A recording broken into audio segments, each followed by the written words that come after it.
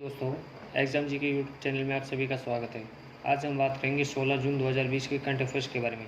तो चलिए शुरू करते हैं। पहला प्रश्न, हाल ही में किस प्रौद्योगिकी कंपनी ने कॉलेज के छात्रों के लिए समर ऑफ आइडियाज़ नामक पहल शुरू की है? इसका उत्तर है इन्फोसिस। इन्फोसिस ने कॉलेज के छात्रों के लिए समर ऑफ आइडियाज़ पहल शुरू की है। इस पहल से छात्रों और अकादमिक पेशेवरों के लिए कोविड-19 महामारी के कारण हुए व्यवधान के कारण बनी खाई को पाटने की उम्मीद है। इसमें लगभग 2000 शामिल छात्र उद्योग के विशेषज्ञों को अपने विचारों का प्रदर्शन कर सकते हैं। दोस्तों, दूसरा प्रश्न है, हाल ही में जारी फीफा रैंकिंग में कौन सा देश शीर्ष स्थान पर बना हुआ है? इसका उत्तर है बेल्जियम। फीफा ने अपनी वैश्विक फीफा रैंकिंग जारी की है। बेल्जियम ने सूची में अपना शीर्ष स्थान बरकरार रखा है। बेल्जियम के बाद फ्रांस और ब्राज़ील का स्थान है। चौथे और पाँचवें स्थान पर क्रमशः इंग्लैंड और उरुग्वे का कब्जा है।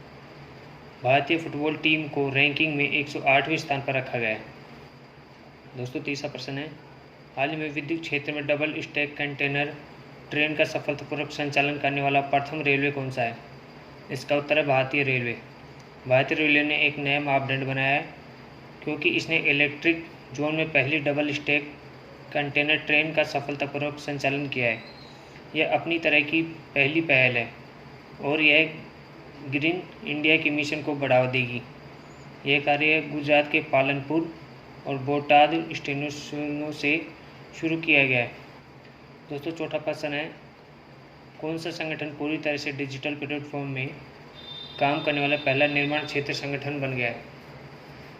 इसका उत्तर है भारतीय राष्ट्रीय राजमार्ग प्राधिकरण।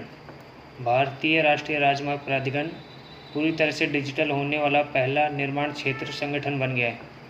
NHAI ने क्लाउड आधारित और कृत्रिम बुद्धिमत्ता से संचालित big data analytics platform, data lake and project management software launch किया है। इस लॉन्च के साथ NHAI का पूरा प्रोजेक्ट वर्कफ्लो ऑनलाइन पोर्टल पर आधारित हो गया है। दोस्तों, पांचवा प्रश्न है, हाल ही में किस राज्य में पंचवटी नामक योजना शुरू की गई है? इसका उत्तर है हिमाचल प्रदेश। हिमाचल प्रदेश में पंचवटी नामक योजना शुरू की गई है। इस योजना के तहत राज्य में ग्रामीण क्षेत्रों के वरिष्ठ नागरिकों के लिए पार्क और उद्यान विकसित किए जाएंगे। इस योजना का मुख्य उद्देश्य वृद्धजनों को आयुर्वेदिक और औषधीय पौधों के साथ स्वच्छ वातावरण में अपने समय बिताने का अवसर प्रदान करना है।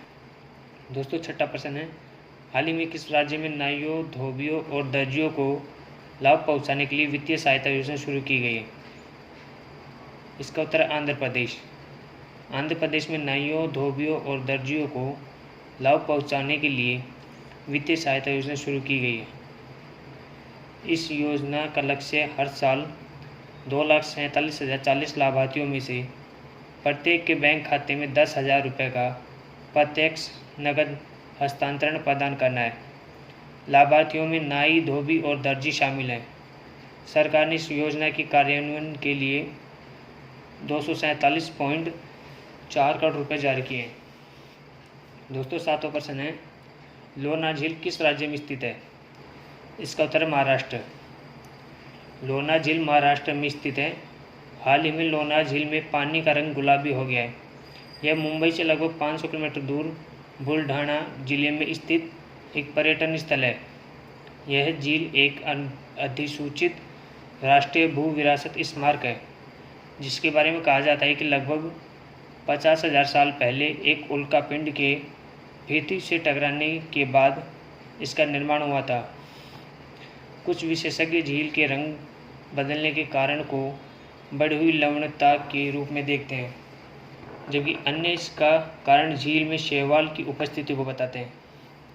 दोस्तों, आठवां प्रश्न है, हाल ही में किस देश ने वार्षिक अंतर्राष्ट्रीय धार्मिक स्वतंत्रता रिपोर्ट जारी की है? इसका उत्तर है अमेरिका।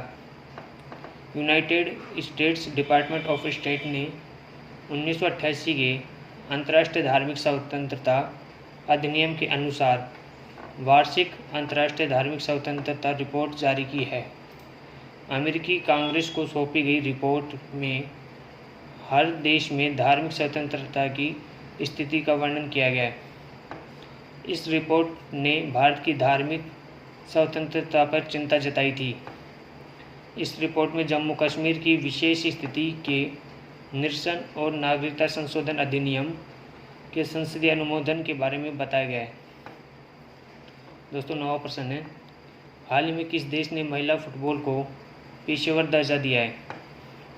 इसका उत्तर है स्पेन।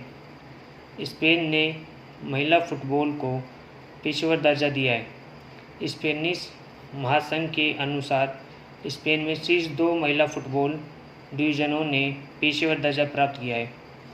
इस निर्णय से इन प्रतियोगिताओं के विकास को बढ़ावा मिलने की उम्मीद है, जिन्हें अब तक शौकिया फुटबॉल माना जाता था। दोस्तों 10वां प्रश्न है, ए वैद्यनाथन कौन थे? इसका उत्तर है एक प्रसिद्ध अर्थशास्त्री और योजना आयोग के पूर्व सदस्य हैं। ए वैद्यनाथन एक प्रसिद्ध अर्थशास्त्री और योजना आयोग के पूर्व सदस्य थे। इन्होंने 2004 में सहकारी क्रेडिट संस्थानों के पुनरुद्धार पर भारत सरकार की टास्क फोर्स के अध्यक्ष के रूप में कार्य किया था। वह 1956 में national council of applied economic research में शामिल हुए थे। इन्होंने खाद्य और कृषि संगठन रोम में भी अपनी सेवाएं दी थी। इन्होंने भारत की सांख्यिकी प्रणाली और राष्ट्रीय नमूना सर्वेक्षण को विकसित करने में महत्वपूर्ण भूमिका निभाई थी। दोस्तों अगर आपने अभी तक इस चैनल को सब्सक्राइब नहीं किया तो बेल आइकन दबा के सब्सक्राइब कर लीजिए।